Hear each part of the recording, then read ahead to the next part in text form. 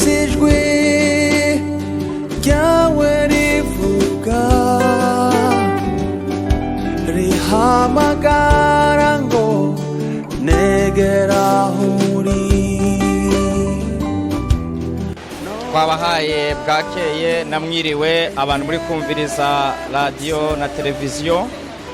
Aka kanya muri kumwe na mwene so muri Kristo Yesu Profete Nkumbuyiwera Jean de Dieu.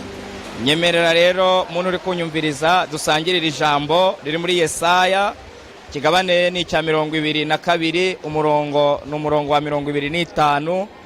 Reka dusome mu izina rya Kristo Yesu. Kuri uwo munsi niko Uhoraho Nyeningabo agize, uwo musumari bashimangiye ahantu hagumye uzoshinguka kandi azogazagura ukoroke, nibiwenenya ko byose bizokoroka. Amena.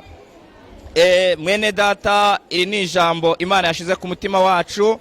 Ngira ndagutangarize ic'Imana yaraye ivugana natwe k'uyu mugoroba. Imana irabigabiye, igabiye ko ibyari bisanzwe biba, ibyari bisanzwe bigushikira. Iri joro Imana yavuganye natwe ngo irabirangije, ishinguye icumu abanyakibi bashinze ryari rimeze nk'umusumari mu buzima bwawe. Ikindi cya kabiri Imana yatubwiye ngo igiye kugazagura ibintu byose byari byaraje ku buzima bwawe, n'ibyenenaga k'uwo musumari byose biraza gukoroka.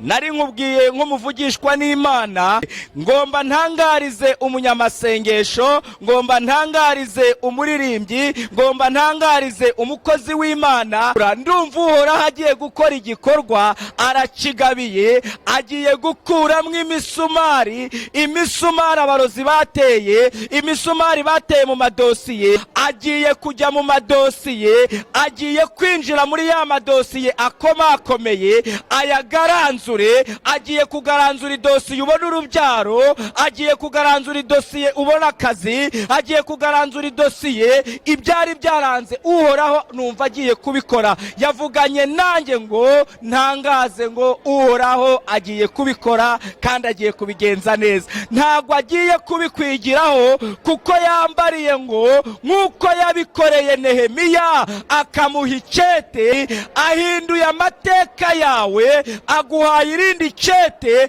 Ahubwo ndagusabe mwaya masegonda, ukimara kumva iri jwi, ukimara kubona iyi video, ukimara kumbona kw'iyi televiziyo, ndagira ngo ndagukangurire mwene data, duza kwizera kwawe, kuko Imana yamaze gusuka amavuta. Haleluya, haleluya, haleluya. Yamaze gusuka amavuta yo gusingura imishumari yari ashinzwe ku buzima bwawe. Reka dusenge Imana, wizere ko Imana isinguye icumu ku buzima bwawe, ni mu izina rya Yesu.